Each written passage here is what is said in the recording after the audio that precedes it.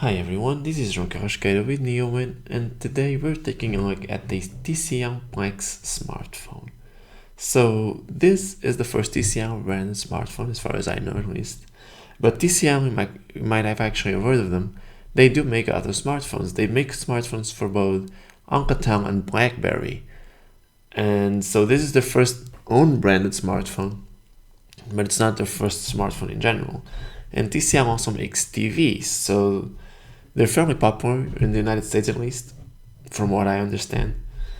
And this is their first smartphone, and they do seem to advertise mostly around that display. If you look at the box here, it says display greatness. But we'll take a look at that in a little bit. So in terms of specs, this is a mid-range smartphone mostly. It's got a Snapdragon 675, 6 gigabytes of RAM, and 128 gigabytes of internal storage, which is pretty good. It's not necessarily mid-range in terms of, aside from the processor, everything else is pretty decent. You got the 6 gigabytes of RAM is pretty good. Lots of internal storage. I'm not sure if it's expandable actually, but I think it might be. And let's take a look at the rest of the hardware. So in terms of specs, it's pretty mid-range, but the Snapdragon 675 is actually a fairly recent processor. I think it seems one of the more recent 600 series chipsets from Qualcomm. So it seems like it will be pretty decent for a mid-ranger.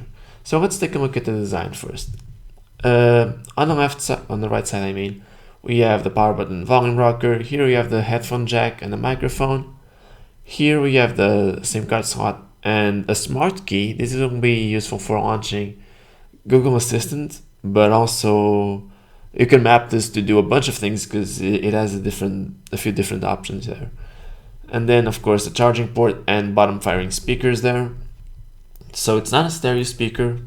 That's kind of a bummer, but it's fine. I would guess. I actually haven't tested it that much yet, but as far as bottom firing speakers go, I usually deal fine with those.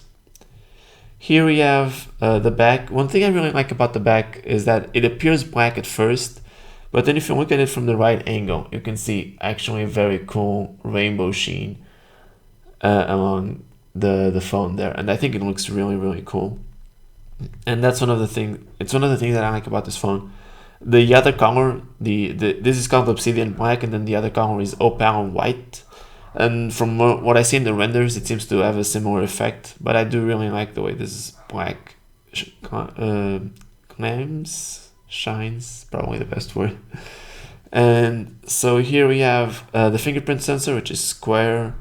Pretty unusual. I mean, I know other phones do it, but it's not something I see a lot of. And then the cameras, we have a set of 3 cameras, and it's a pretty interesting setup because let's just get into them. We have the 48 megapixel main sensor, which is pretty common in mid-range and high-end phones these days. And then we have a wide-angle camera, or super wide-angle, that I'm not sure what the resolution is yet, actually. And then we have the third camera, which is for video only, and TCL refers to it as a ULP, which I believe stands for ultra large pixels. So it only has 2 megapixels, but they're large. They're 2.9 micrometers. I think that's it. And they're big because they're meant for low light video recording. So if you're recording in very low light, instead of using the main sensor, you can use this one. So this is exclusively for video, and because it's 2 megapixels, for photos that's not a lot, but for video that's about the same as full HD. So you're still gonna get a decent resolution for video recording there, and it should help in low light scenarios. I haven't tested that yet, but it does seem. I've only tested it very briefly. I mean.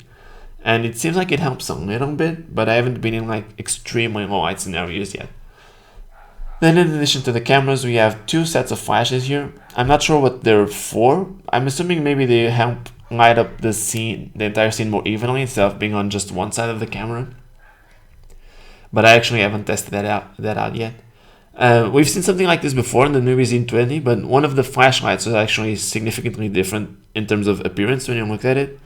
And it also worked differently because it was meant for selfies, because on that phone the rear cameras are also the front facing cameras, so you needed this different sort of light for selfies. And because this has an actual front facing camera, I'm not sure what the flashlights are for yet, but we'll try to figure that out during the review. So turning around to the front, we have this 6.5-inch display or so, and the camera is in a little, the front-facing camera is in a little cutout there. Whoops, that's not what I meant to do. It's in a little cutout here in the corner. That's a 24 megapixel camera, but according to what TCL says in the marketing materials, this works somewhat like that 48 megapixel on the back, where it doesn't actually take, by default, 24 megapixel photos. It'll just combine 4 pixels into one, and that should give you better low light shots because it adds all that light information into 1 pixel, and it should look a little better. So you're gonna get 6 megapixel shots, but they're from a 24 megapixel sensor. Then you're gonna get into the display here just a little bit because I'm not sure what to say about it. TCL makes a lot of claims around it. They have this NXTVISION technology here if you go into the settings, and it offers this sort of enhancements like converting SDR to HDR content, and you have this multimedia enhancement. If you turn it off, you can kind of see that the darker parts of the image get darker if you turn it off. So it seems like it improves a little bit the dynamic range of the image, and you can see the shadows a little bit better. But of course these pictures are designed so you can really see the differences, and I have to see if that really reflects in a real life usage there. But it does have those features. This seems a lot like what I saw on the Nokia 7.1. Maybe it works better here, but it does seem to have an effect here, so I'm interested in trying that out. And in addition to those enhancements, by the way, this doesn't just change colors. TCL says there's edge enhancement, so you can clearly tell objects apart a little better, and there's also contrast enhancement, so that should help make images a little clearer.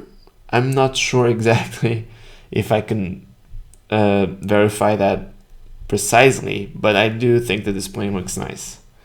Then in addition to those things, you have options like reading mode. This will just change the colors of the screen so that it looks more like physical paper. That's the idea, at least. It'll change the colors, and you can set it so that you can always enable it, but I don't see why you would do that unless you really want to protect your eyes. Or you can just add apps and make it so that whenever you open those apps, you get this reading mode. This will be useful if like reading books through Kindle, for example, and that way it'll be a little less strain on your eyes when you're reading. And of course you can adjust the screen color between vivid and standard. It has this feature called adaptive tone, which I think must be something like the True Tone feature on iPhone. So it'll adjust the tone of the screen depending on what on the environment around you. And you can turn that off, of course, if you don't want it. But I'm gonna leave that on, see how well that really works. And then in addition to that, of course, you have the more usual eye comfort mode. This seems to be just their name for regular night mode. You can customize it just like you can night mode on stock Android. You can set it from sunset to sunrise, or have a custom schedule. You can customize how intense the warmth is. And I think one thing that I noticed about the way this interface works is that it seems to be a lot based, in terms of experience, a lot similar to the stock Android experience, but then the design, the look of it is customized. So it still feels somewhat familiar to me, but it does look a little different. The launcher, though, is a little different. If you're going to compare, the launcher gives you an option between having a drawer, which I prefer, and I have it already customized. By default, it will be by category, which I think is kind of weird. I didn't really like that sorting mechanism. I don't just do it by name. Or you can just have it like the iPhone does or other phones do, where you have the apps directly on the home screen and there's no app drawer, which I also don't like. Off to the side here, you have this page with some widgets. You can't really customize it all that much. You can only remove the pre-added ones. You can add anything custom from what I see. And it comes with a bunch of pre-built apps. You have a smart manager. This is for optimizing the phones in terms of battery usage, memory usage, block notifications, and stuff like that. It gives you a hub for sort of managing that. And from what I understand, I think you can swipe with 2 fingers up here, yeah. And then you get this private space where you can have files securely stored and hidden from other people. And we'll just have a different locking code there. And you can just enter that. I haven't set that up. We have a switch phone app. It makes it easier to switch from an older phone. Seems kind of redundant. If you have a Google account, you can just restore from that. But it comes with a bunch of pre-built apps, including Microsoft News, that I thought was interesting that they included that. And TCast, which is for controlling TCL TVs. That's something I can't really test, but if you have a TCL TV, this should make it a little easier to control that from your phone. An interesting one that they have here is Smart Key. So this is where you customize the Smart Key that I mentioned earlier, this one here. And so you can customize both single press, double press, and long press shortcuts. And that's pretty useful. It gives you a lot of options. I like turning on the flashlight easily, so that's what I have it set to. The single press, the double press for a screenshot, and long press for a Google Assistant. But you can do so many things with it. You can open a certain behavior, a certain feature, or an app. You got both of those options there. And then you go to features, you have a bunch of features for specific apps, Google Assistant, the NXTVISION screen enhancements if you want to toggle it on or off. Open a specific feature in the camera app. You got all these options there. Even a screen recording, or you can just make it open any app that you want. So you can just open any app you like, and it'll do that as well. So I actually like having this smart key. I'm not sure I have had a phone like that. I did have the Nubia Z20 where you could squeeze the phone for similar things, and I appreciated that. It made it really easy to turn on the flashlight. So I do like having the smart key, and I'm really glad that it's customizable, because it sucks having it stuck to the Google Assistant as much as I like using it. So the last thing I think we need to talk about just real quick is the camera, of course. So right now it's this is the selfie camera. One thing I've noticed about it, I actually opened this by accident, but one thing I've noticed about the selfie camera is that if you the viewfinder isn't really very accurate in portraying what you're gonna take, what picture you're gonna take. So it seems like it applies this sort of beauty filter, smoothing and things like that in the viewfinder, and then even if it's disabled, and then when you take the picture, all those beauty enhancements are gone, and you don't really see that anymore. It looks a little more realistic, so it doesn't really give you an accurate expectation of what to expect of the final result. But maybe it's different with a different camera app. If you're comfortable installing a different camera app, maybe that'll help. Anyways, you go around to the back. You can choose between the regular camera or the wide angle, or if you want to use the long light, you can see here that the regular camera and the wide angle are the only two options here.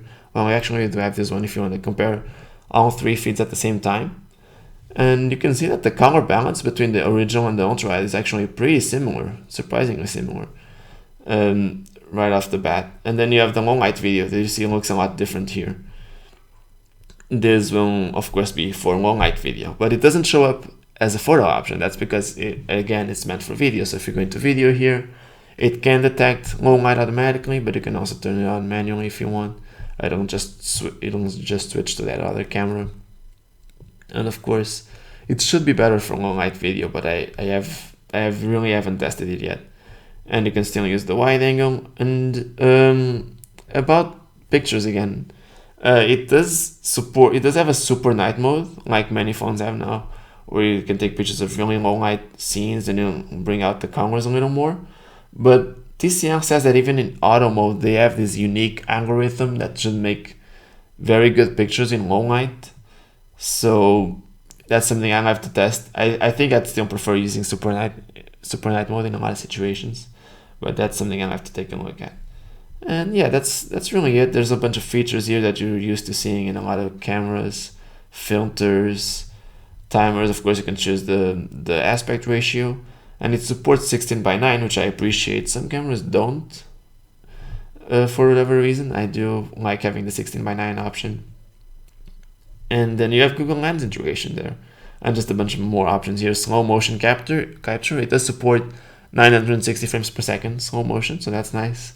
Then light trace, time lapse, and panoramic. So this is just a bunch of features here for the camera. It's pretty standard. We'll have to take a look at how well that works during the review. But with that being said, that's all for this video. Of course, I'm gonna be reviewing the phone for the next couple of weeks. Hopefully, it's good. We'll have to see about that. But so far, my impressions are good. I like the way it looks. It's very slippery, and it seems to perform fine, which I also appreciate. But we'll have to take a look at just how well it actually does for photos and all of that. But with that being said, that's all in this video. So I'll see you guys in the next one.